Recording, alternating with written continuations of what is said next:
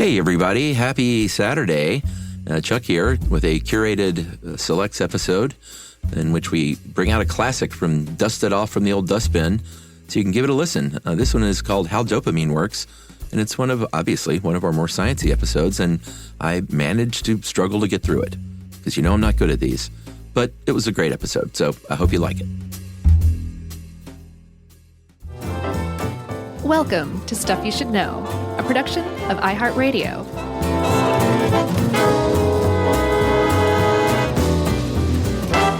Hey, and welcome to the podcast. I'm Josh, and there's Chuck and Jerry's here too. The three amigos back together again after some massively triumphant live shows. Yeah. We did our little Northeast spring swing. Yeah. And it was great. It was a good show. Which one? The podcast topic that we did live. Oh, I gotcha. That we're doing all year. I gotcha. It was pretty good. I love that topic. That's what you call an on sequitur.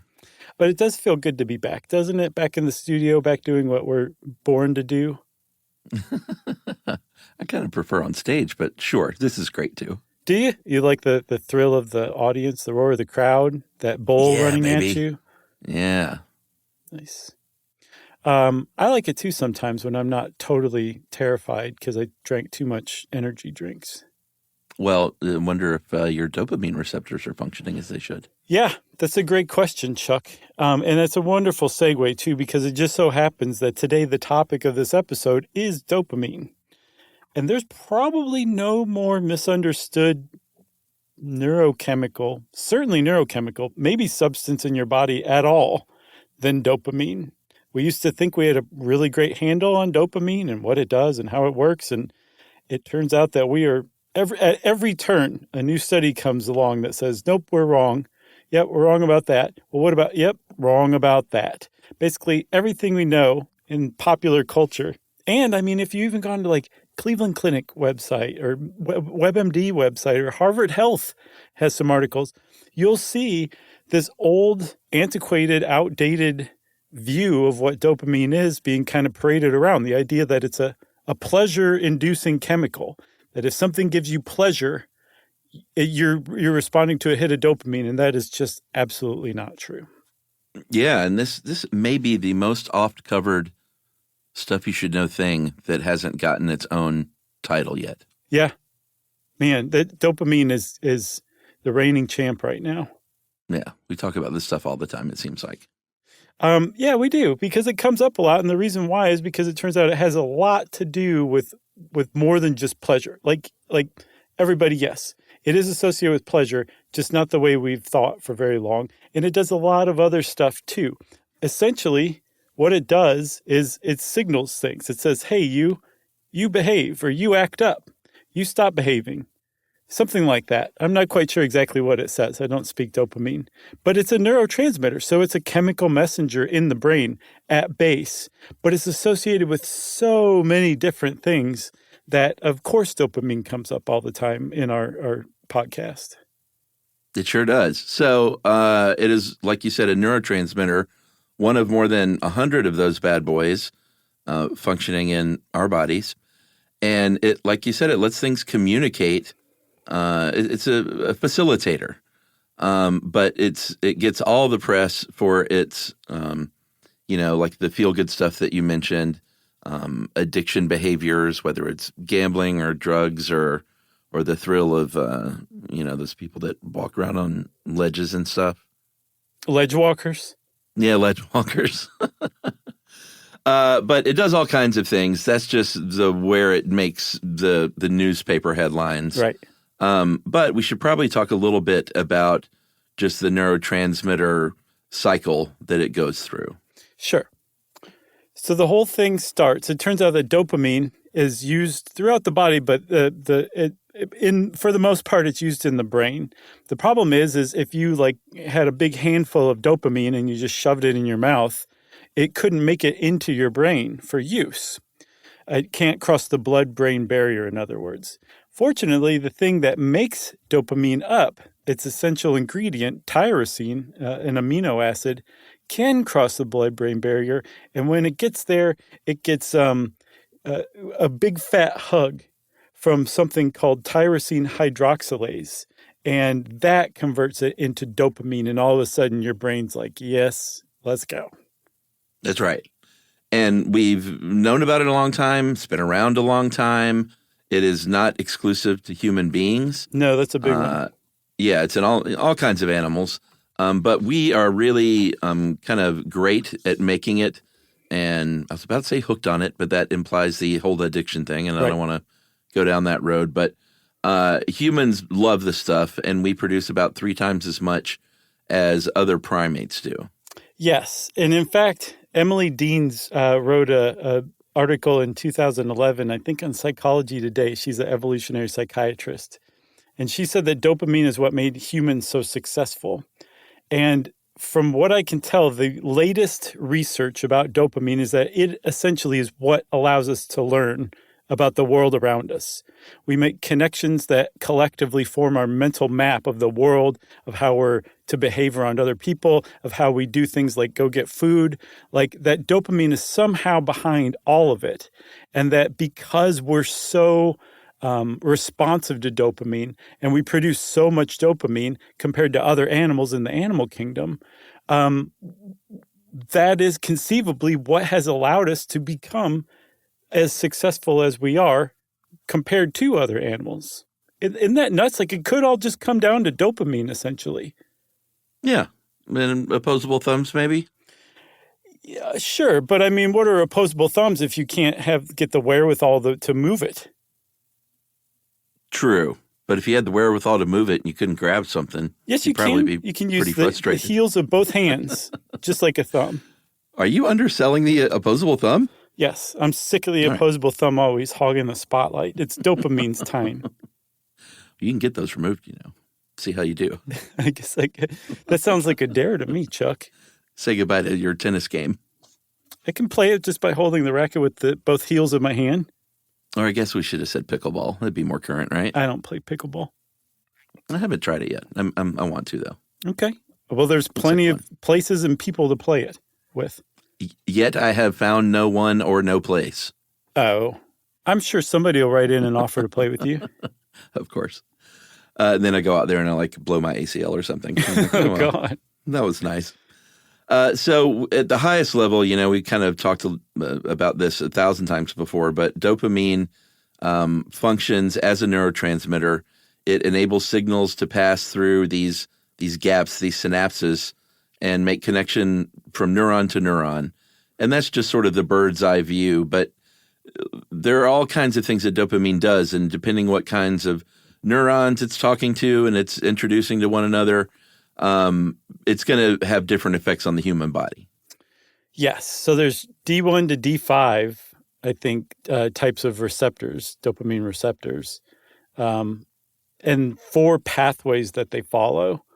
And like you said, depending on what receptor is being activated and what pathway is being followed, all sorts of different stuff can happen. Dopamine is associated with motor control, learning, memory. Malfunctions in it can result in psychosis. They use dopamine as a vasostimulant to treat heart conditions. It has just a cluster of different effects on the body depending on where it's being processed, like what pathway it's being processed, right? And I think I said there's 4 of them total. Did you want to talk about those? I feel like we should. Okay. The first one is the nigrostriatal tract. Nice. You mentioned motor control first, and that's the tract that has to do with motor control. Yeah. So if those aren't working correctly, the dopamine neurons or the dopaminergic pathway in the nigrostriatal tract, that can result in Parkinson's. It's very famously associated with dopamine for anybody who has read Awakenings or saw the movie. Yeah. Which we'll probably talk about a little bit more later. That movie? Yeah. Okay. I got a great bit up my sleeve. Okay. The second pathway is the mesocortical pathway. That has a lot to do with executive functioning. Yeah. Prioritizing stuff, how your brain plans things, how it files away stuff, and how it, how it organizes your overall sort of priorities. Yes. And now it's time to talk about the most random dopaminergic pathway of all, The tuberoinfundibular pathway. Tuberoinfundibular. Yeah. I think you had it right the first time. Okay. We'll edit out the second one then. All right. We'll put in a slide whistle over it. So that connects the hypothalamus and the pituitary gland. And it's, from what I can tell, I was like, well, what else does it do?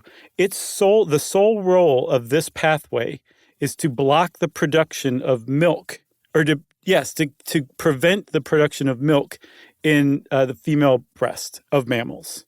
That's what it does. That's that pathway's role. And if you block that pathway, the milk production begins. Isn't that interesting? Yeah. We talked about that in the two-parter, the old breastfeeding two-parter. Oh, we did? Oh, yeah. Oh, I don't remember that. Yeah. Wow, And you that's got where a it all great begins. memory. No, I have a terrible memory. I know you're making fun of me.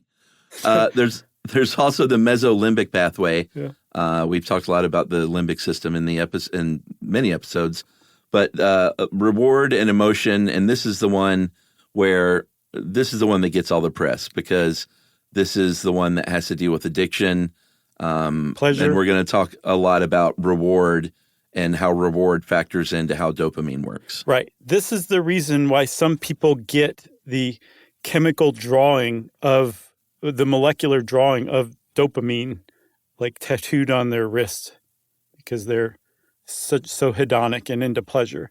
That's why you might see somebody with that because of that pathway. I never heard of that. Yeah, it's a thing. It unfortunately turns out to be a misinterpretation, but it is a thing that people do sometimes. Sure. So, we talked about misunderstandings about dopamine, and up until not too long ago, we didn't know a lot about exactly how dopamine worked in the body, and there was a misguided thought that there was something called volume transmission at work, which was you just sort of, you don't flood. We'll talk about, artificially flooding dopamine, which is also a problem that resulted from this misnomer, but dopamine just went very slowly. It was not very specific at all, just kind of washed over the brain. Right. And if it made some connections with various neurons, then that was kind of the dumb luck of dopamine because dopamine is just dopey. Right. Here's a great example of just how wrong we got dopamine. It turns out the process that dopamine is excreted and crosses into the synapse and creates like an electrical transmission in the brain is the exact opposite, Totally opposite of volume transmission. Yeah. It could not be more opposite than the idea that it just floods slowly across the brain and whatever it runs into. We found that in milliseconds, a precise squirt of dopamine hits exactly the right neuron in exactly the right place. It's right on the money. That's how dopamine is excreted. The exact opposite of volume transmission. Yeah, and we learned that not too long ago, 2018, medical researchers at Harvard released this paper and said, hey, guess what, everyone? It's the opposite of everything you've been saying. And everyone went, oh, okay, sorry about that. Sure. Might be. So after the dopamine is excreted and it does its job, it actually breaks down remarkably quickly. It turns into something, it's metabolized into something called homovanillic acid, right? And from what I can tell, I don't know what the homo does to the vanillic acid, but vanillic acid is the flavor of vanilla. So from what I can tell, if you tasted the homovanillic acid, which is like the metabolite found in cerebrospinal fluid that we test to see how much dopamine you have in your brain at any given time, it may taste like vanilla. Wow. Isn't that interesting? It's gross. It is gross. And I don't know also if we said that just 20,000 neurons are capable of synthesizing dopamine, but that's a really small proportion of the total number of neurons we have too, about 100 billion, I think. Yeah, absolutely. You want to take a break? Yeah, we'll break and we'll talk about, well, what everyone wants to hear about, which is how dopamine and pleasure hold hands with one another.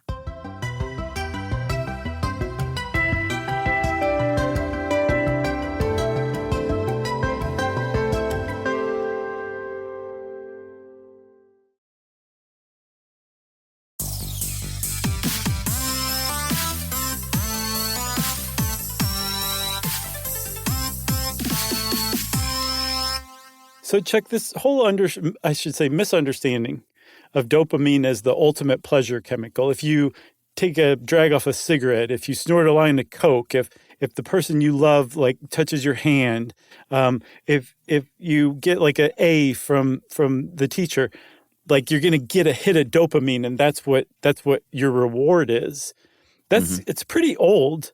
It's an old idea. At least it dates back to the middle of the 20th century, which is we're getting further and further away from, which makes me gulp. But that idea being discredited is pretty old too. Like it didn't last very long.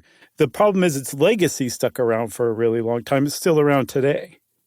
Yeah, for sure. There was a researcher, speaking of old, named James Olds in the 50s and 60s who did some experiments with rats and said, hey, every time I give these rats a little electrical stimulation in just the right place, right there behind the ear, they're going to keep pulling that lever down or whatever act I'm making them do. They'll just do that over and over and over and over and over as long as I keep stimulating that area. Right. So what they said was, okay, there's something going on with dopamine and this I guess pleasurable act that the rat is doing to itself. And that got followed up in that got followed up in the 70s by a guy named Roy Wise, who depleted dopamine receptors in rats and found that they would not seek out food and they wouldn't seek out methamphetamines that were just there on the offer. Those rats could have as much meth as they wanted, and they were like, nah, I don't want any. And critically, Roy Wise and his colleagues misinterpreted that as a lack of experience of pleasure, not a lack of motivation. And it wasn't until the 80s that some other people came along and were like, no, we've been getting this wrong all this time.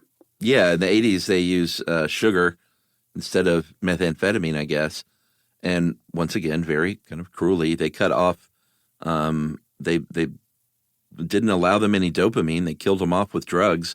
But this time they gave them the sugar, and they said they're liking the sugar. You can tell by the look on that little guy's face that he enjoys it. But, and this is the key, it's not coming back and saying, give me more sugar, give me more sugar. Right. Or give me more meth. Sure.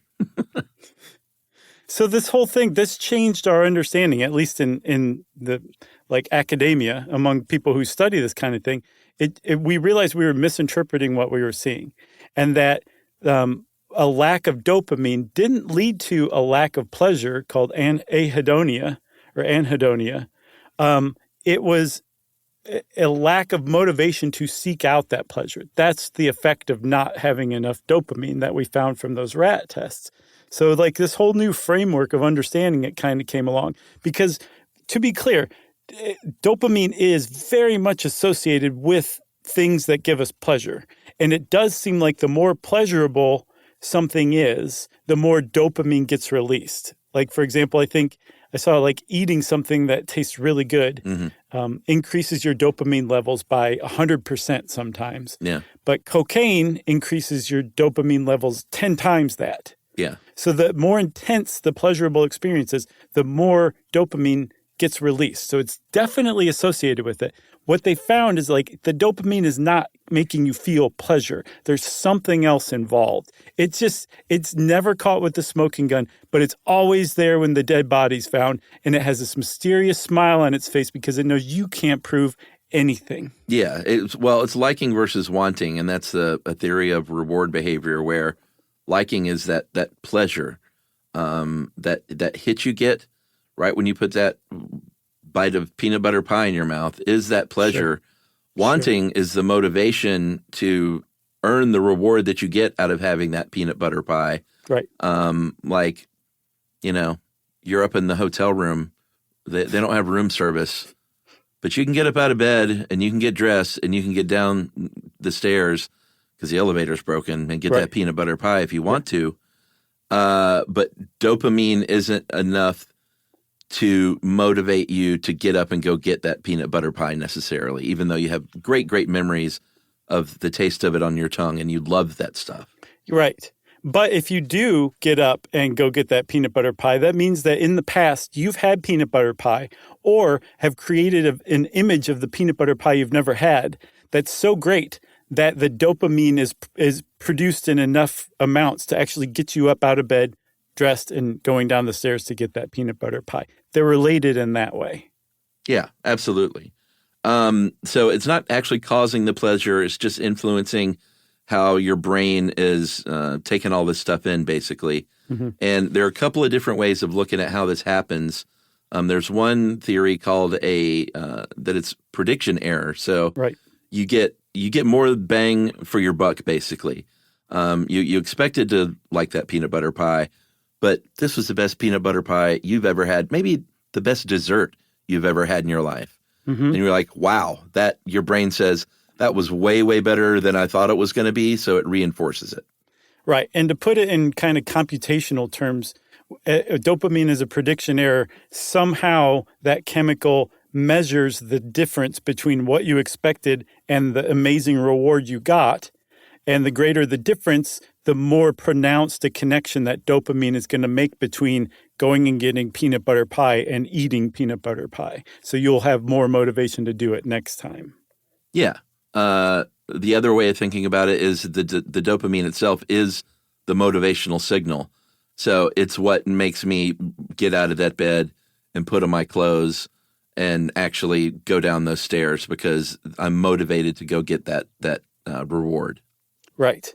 And this is where that awakenings anecdote comes in. Let's hear it. So you were talking about how, the peanut butter pie motivating you to get out of bed and actually go. That definitely jibes with research, particularly something reported by Oliver Sacks in the book and then later the movie Awakenings. There was an epidemic of something called encephalitic lethargia, which is what happened to Robert De Niro's character. Remember, as a boy, he caught this thing and then he just kind of froze in place. Mm-hmm. It's where you develop Parkinson's symptoms so much that you can't move. You cannot move. You don't have the required dopamine to actually move. So you're just sitting there frozen in place like a statue. But anybody who saw this movie remembers being amazed by this scene. If a certain patient is stimulated, their dopamine is stimulated just enough, they can actually overcome that being frozen in place.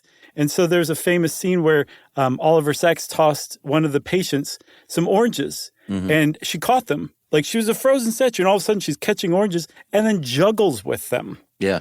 Or there's another patient that was on the beach, I believe in their wheelchair, saw someone drowning and was motivated to get up and go save the person and then come back and go back to this frozen statue kind of stasis. Great scene. It is. So like that has to do with the motivational aspect of dopamine, and that given the right stimulus, even something that tremendous as just a crazy amount of Parkinson's symptoms can be overcome or overwhelmed by that dopamine hit.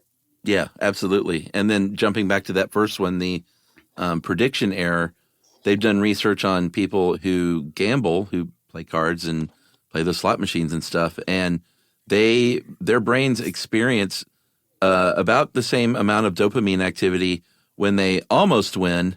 Like you got that big pot in the middle of the table, you're playing poker, and you lose at the last second, your dopamine level will be about the same as if you had actually won it. Yes. Which is pretty remarkable. And then I think it kind of qualifies as a third interpretation. The most current study I've seen sees dopamine as essentially the thing that allows us to learn. If you connect one thing to another, it's because dopamine had you make that connection. And then depending on what kind of effect those two things have on you, that connection might be very, very strong. Yeah. So you're motivated to go seek it out again. But at base, what dopamine is doing is allowing us to form connections. Imagine the world if we didn't connect one thing to another. Like if I didn't connect turning on the computer and stepping up to the microphone and recording a podcast, like we wouldn't do anything. We would just be completely lost if we couldn't make connections. And it seems like dopamine is the basis of all that. Yeah, pretty cool. Like the whole world would suffer because we wouldn't be podcasting, Chuck. Well, that's debatable. We're not poo-pooing the idea that addiction and dopamine are heavily tied with one another. We're just sort of trying to point out that there's a lot of other things at play when it comes to dopamine, and that sort of has unfairly maybe gotten all the press. But Right. we do have to talk about it some more. We talked about it plenty of times, certainly in our addiction podcast episodes. But it does play a pretty big role in drug abuse and addiction. It does reinforce the idea that you want to keep using those drugs because it's making you feel good. Mm-hmm. And when we're talking about, you're talking about the woman juggling oranges in that movie and how remarkable that is. Right. If they've given you Parkinson's drugs and they just flood your brain with dopamine, they found that 10% of the people that have had that treatment turn into gambling addicts. And I would imagine they're people who already gambled. I don't think it drove them to start gambling.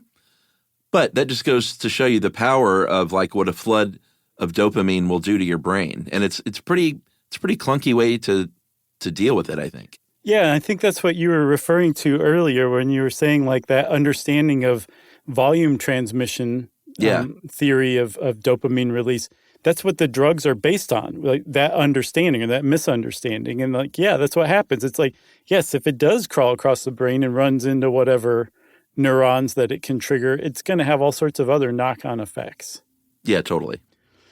So I guess our current understanding of how dopamine relates to addiction is that it connects drugs with pleasure.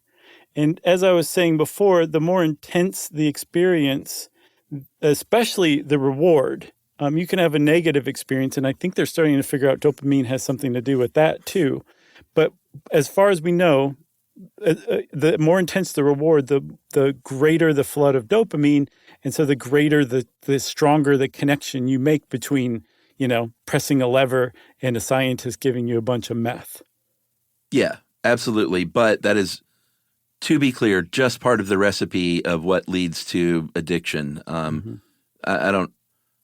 Maybe there are people out there saying that, but I don't know if anyone really is saying it's all because of dopamine. No, it is part of the recipe. In addition, obviously, to your genetics, just the fact that drugs are out there and available, and their environmental pressures and influences, all kinds of reasons that people start to take drugs or continue to take drugs.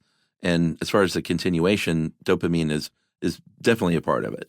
Right. And so one of the ways that you learn to take drugs is not just from the fact that your brain is flooded with dopamine, which allows you to make that connection very strongly, but the brain actually changes in response to those increased floods of dopamine, because it's not set up to release dopamine like that repeatedly over long periods of time. It can do it once in a while, but you can't really do it too often, because then the brain responds by shutting down dopamine receptors.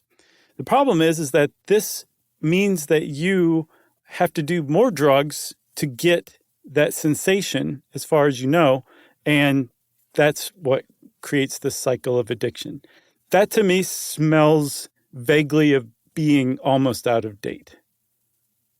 Yeah, I know what you're talking about. But it does make sense then that the ideal drug would trigger a maximum release of feel-good chemicals, but a minimum release of dopamine. If anybody could ever come up with a drug like that, people would be able to do drugs all the time and they'd never get addicted.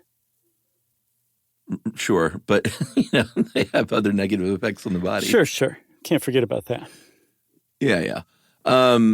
The other bad thing, obviously, if you're going to do the amount of drugs it takes to shut down your dopamine receptors, because your body's like, wait, this isn't right, let me shut this down, is it's not just shutting down the dopamine receptor that makes you want to, do more cocaine or whatever.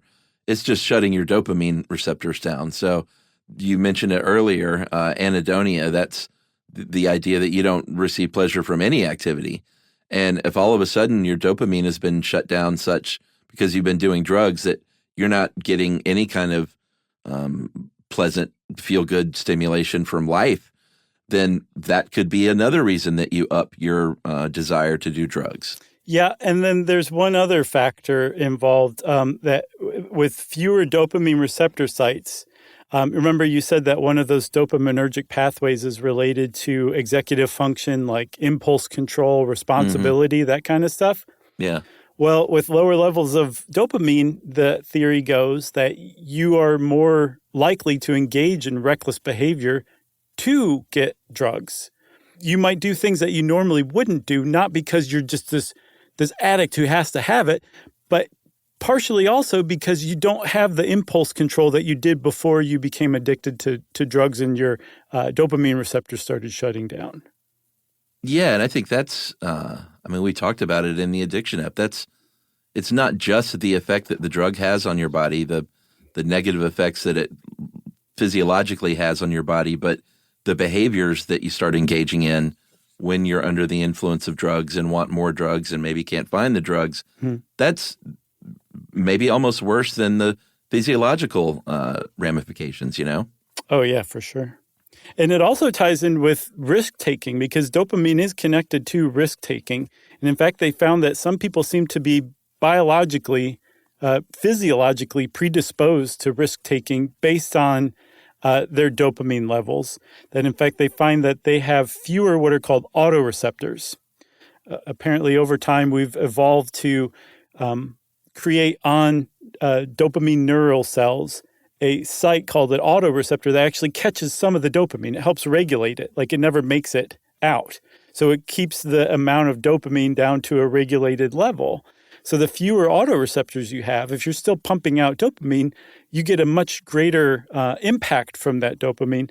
And they have correlated that to risk-taking. People who have fewer dopaminergic autoreceptors take more risks, at least according to some studies. Yeah, and they've also done studies where they found that risk should or needs to be tied to a reward, like a gain, basically. There was a study from the University of College in London in 2015 that said subjects whose dopamine levels was higher, it was boosted artificially with medication, would choose risky options more often if it involved a potential gain. They didn't see that same thing going on if there was a potential loss involved. So there's definitely a tie to a gain or another way of saying that would be a reward. Yes. And then also that impulse control is also a huge hallmark of ADHD symptoms. And so ADHD is very commonly associated with some sort of dopamine deficiency. And from what I've seen, there isn't an across-the-board, we haven't discovered some across-the-board type of brain that's like, yep, if you have this brain, you have ADHD and vice versa. And we're not even certain exactly what effect the dopamine is having. We're almost just kind of like seeing effects that are the behavior of people with ADHD and saying, hey, that we know that dopamine does that. Or if you don't have dopamine, you're more likely to do this. So there's this correlation. It's just not, it's never been like completely shown yet. I think it probably will be at some time, but we don't really know how ADHD is linked to dopamine. But we're almost certain that dopamine drives at least some of the ADHD symptoms. It's just because of that, people have made leaps in understanding. Like there's a longstanding myth about people with ADHD that they do these impulsive behaviors to get a hit of dopamine. Well, that's based on that old idea that dopamine is a pleasure-producing chemical or a reward-producing chemical, where instead it might be that people do these behaviors that are impulsive because they don't have the dopamine that can regulate their impulses, and so they have less impulse control. We're just still sorting it out, I guess. Yeah. All right. Should we take our final break here? Yeah. All right. We'll take a break and we'll talk about, oh boy, it's going to be so much fun, social media right after this.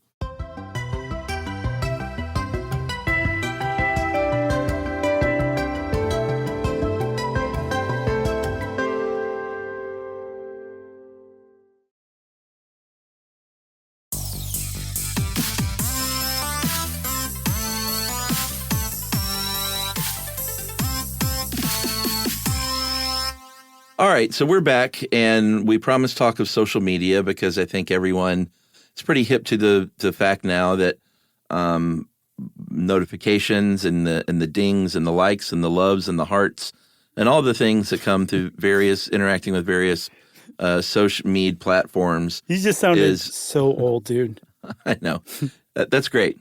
In this case, I love being old. I don't want any of it. I'm with you. But in any case, all of that stuff combines to give you a hit of dopamine, and it's specific. And you're like, fine, that's great, whatever. But it's specifically structured and built that way and coded that way so that you will become addicted to that social media platform. And they have admitted as such. In 2018, it was a big news item when they were, I don't know, it was like congressional testimony or something. Can't remember exactly, but there was a VP at Facebook who came out and was basically like, hey, this is something we did on purpose. And it was a core foundation was the quote that kind of stuck out with how people behave using our platform. Like it was a part of the core strategy to get people to come back again and again and again. Yeah, and that strategy was based on, this was Chamath Palihapitiya, who was a VP of user development at Facebook. And they said that this was based on short-term dopamine-driven feedback loops. And, this is all old news to us now. I mean, this was 6 years ago. Think about how much our understanding of what social media does to us. But in 2018, that was a groundbreaking admission. But it's true. And I mean, that's essentially how social media works. Like you get the app and you start to realize that if that little badge number comes up and says, hey, you have 2 notifications, you go into it, you're going to get some sort of reward of some sort. You're going to, like you said, get a ding or a like or a heart or something like that. And that is a reward to you. And so based on the mesolimbic theory of dopamine, we get a dopamine hit, and so we learn to come back. And apparently also randomness has a lot to do with it, because as we start to be able to predict when we'll get a reward, that dopamine stops being a part of that whole experience. So if it can be done randomly, we don't know when we're going to get a reward, it has a maximum effect of releasing dopamine and thus teaching us to go back to social media over and over and over again. Yeah, totally. There's also this psychiatrist named Dr. Cameron, Sepah, I guess, Sepah? Mm-hmm. Is that how you'd say it then? Sepah or Sepa?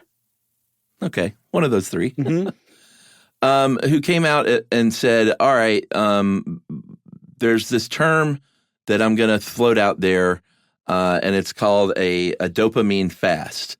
And the idea when that was floated was people heard that and they said, oh, well, dopamine just means it's just a catch-all term basically for any sort of addictive behavior like reinforcement.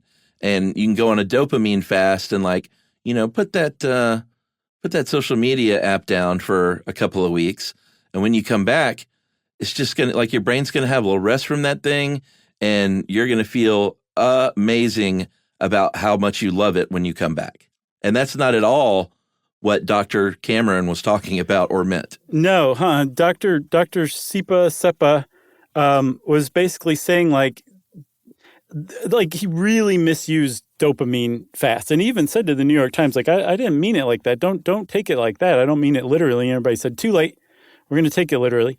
And so there was this movement, I think people still do it, of self-denial of everything from people stopped interacting with other people. People stopped eating foods they found pleasurable. They stopped talking if they didn't need to. Anything that could conceivably give you a release of dopamine. And their premise was that if they did that, it would be like going and drying out on heroin or cocaine, so that when you come back, that first experience again with heroin or cocaine is that much more amazing because you've kind of replenished your endocannabinoids and opioids and all that stuff. Dopamine does not work like that. If you stop flooding your brain with dopamine, it doesn't replenish. It doesn't need to replenish. That's not how it works. But that's what people were doing. They just completely misinterpreted it, and it was based on faulty science, and Dr. Sepah essentially using the wrong term. Yeah, I think the idea that he was talking about was, hey, put that stuff down and go do other things that you find pleasure in. Right. Live in the world or go out in nature or, kind of get a hold of your life again so you don't feel like you're, tied to this social media app for your happiness. Yeah. Our moms used to call it going to play outside for a while. Right. Or summer, I think is another term it used to be called. Yeah. But instead, this guy called it a dopamine fast, and people really took a left turn with it. So he identified 6 compulsive behaviors or categories that he was saying you could really do a good for yourself by taking a dopamine fast or a break from emotional eating, excessive internet usage and gaming, gambling and shopping, porn and masturbation, thrill and novelty seeking, which I took to mean taking a break from thrill, kill, murder sprees. Right. And recreational drugs. Yeah. But he also said, anything that you feel like has got a hold on your life, if you just stop and step away from it, it will have less a hold of your life. So TV would definitely be in there probably for a lot of people. Yeah. But if you step back and look at what this guy's talking about, it's the most basic thing that people have been doing for eons.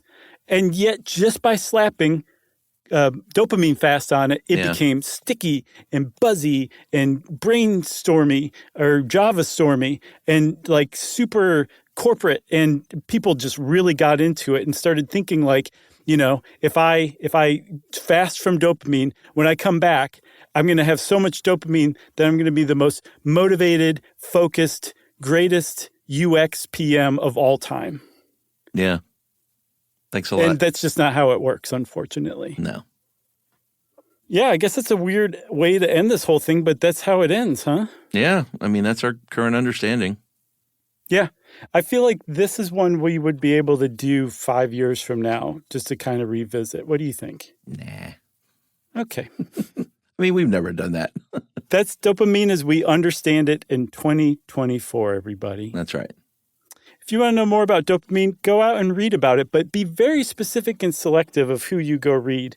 There are some popular people who know what they're talking about out there, but there's plenty that don't. So I guess if you run across somebody who refers to dopamine as a pleasure chemical or something like that, just turn around and walk away and go find somebody else. Yeah. How about that, Chuck? That sounds good.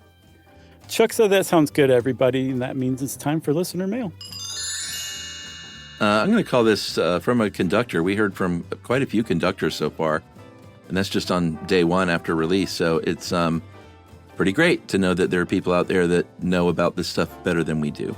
That's amazing. Hey, guys, thank you so much for the episode about conductors. I squealed with joy when I saw it in my feed as I started my hour-long commute. I teach high school orchestra, and I'm an orchestral musician with former aspirations of becoming a professional conductor. Mm-hmm. So it was fun to hear an outsider's perspective. You were wondering what exactly is on each musician's stand during a performance. I love Chuck's analogy of it being like an actor's script with only their lines, and that's pretty close. But sometimes there are small annotations of what to listen for from other sections of the orchestra, particularly after a long section of inactive playing or rests, to help figure out where you are in the music. That's the part, remember, I just couldn't believe there'd be like nothing to cue you. And I saw other stuff where there were sometimes numeric notations, and other conductors said there were long bars and things that you would pay attention to. Back to the email, though. Okay. This is another key job of the conductor, which you didn't touch on as much, is they have the entire score. They often give entrance cues to specific instrumentalists or sections. Additionally, there are usually rehearsal markers that delineate the beginnings of phrases or larger sections. This not only makes rehearsing easier, but also gives greater structure and scaffolding to the player. It's similar to punctuation or paragraph structure in a novel. Experienced musicians can often almost more or less feel their entrances based on their contextual knowledge of the piece and the music phrasing. Nino. There's an old adage that you spend your time practicing at home to learn your part. Rehearsal time is spent learning everyone else's. Oh, that's cool. It's pretty good. The conductor is a facilitator of this process. And you hit the nail on the head, guys. The interpreter of the score. That is from Brittany. Man, Chuck, we did it. Yeah, we got, I think 4 or 5 conductors all wrote in and said, like, we did a pretty darn good job on it. So that feels great. Tell me they said bravo. I didn't see a bravo. Nah. Sorry. Maybe we'll get one someday. Yeah. That's pretty great. Who is that from? Brittany? Yeah, Brittany. Thanks a lot, Brittany. We appreciate that. And to all the conductors who wrote in, thank you to you all. And if you want to be like all the conductors who wrote in like Brittany, you can send us an email too. Send it off to stuffpodcast@iheartradio.com. Stuff You Should Know is a production of iHeartRadio. For more podcasts from iHeartRadio, visit the iHeartRadio app, Apple Podcasts, or wherever you listen to your favorite shows.